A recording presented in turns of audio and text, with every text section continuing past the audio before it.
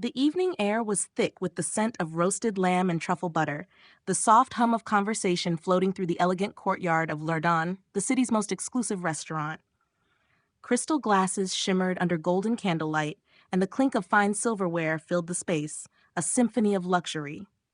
At a secluded corner table, Thomas Reed sat alone. Dressed in a tailored navy suit, he looked every bit the millionaire he was. But his eyes, distant and weary, betrayed a hollowness no amount of wealth could fill. Plates of untouched gourmet food sat before him, perfectly seared scallops, warm bread rolls, a delicate chocolate tart, yet none of it stirred his appetite. He scrolled mindlessly through his phone, drowning in the emptiness of his own success. Outside the wrought iron gates, a small figure shivered in the cold. Ela, a little girl no older than 7, stood barefoot in a tattered dress, her tiny frame trembling. Hunger gnawed at her stomach, but she had learned to ignore it, until now. For over an hour, she had watched diners come and go, praying someone might spare her a scrap of food, but no one even glanced her way. When a waiter tossed a tray of half-eaten meals into the trash, Ela's hope flickered. She crept forward, her small hands reaching. "Stop right there, girl!" The waiter snapped, shooing her away like a stray animal. "Filthy street kids don't belong here." Tears welled in Ela's eyes, but hunger outweighed fear. Through the open patio doors, she spotted a man sitting alone, his table laden with untouched food. Her stomach growled. "Just ask," she whispered to herself, "just once."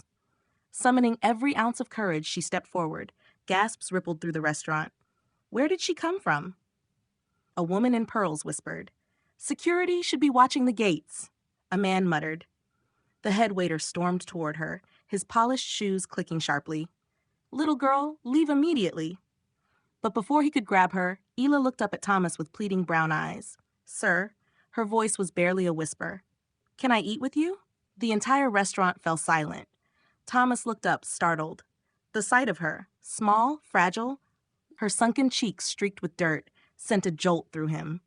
Memories of his own childhood flashed before his eyes. Cold nights, empty stomachs, the ache of being invisible.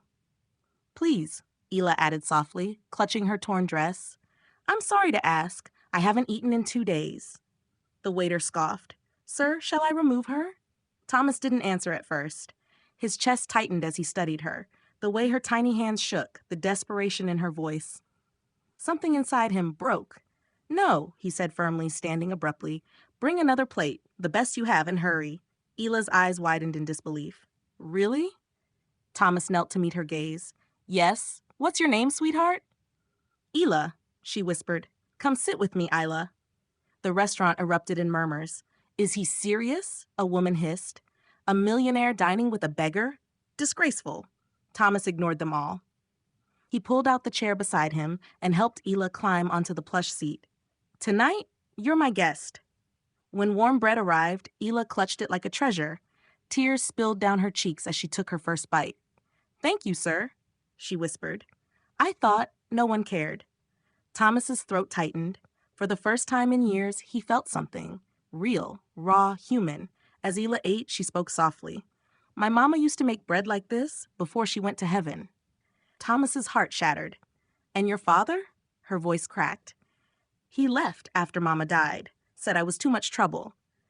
A deep ache spread through Thomas's chest. He reached for her small hand. "You are not too much trouble. You deserve to be loved, Ila." The room had gone utterly still. Even the most judgmental diners now watched in stunned silence. Thomas stood, lifting Ila into his arms. "She deserves more than a meal," he said, voice thick with emotion. "She deserves a life." As he carried her out, something remarkable happened. Guests rose from their seats, not in protest, but in quiet respect. One man left a $100 bill on the table with a note, for her future. That night, as Thomas drove Ela home, she curled up under a warm blanket, her belly full for the first time in months. "Are you rich?" she asked sleepily. Thomas smiled, tears in his eyes. "I thought I was, but tonight I finally have something worth more than money." Ela gave a drowsy smile. "You're the nicest person I've ever met." He brushed a tear away. "And you, sweetheart, are the bravest." If this story touched your heart, don't forget to like, subscribe, and share your thoughts below. Where in the world are you watching from? Let's spread kindness, one story at a time. Stay curious, stay compassionate, and keep believing in the power of humanity. Until next time.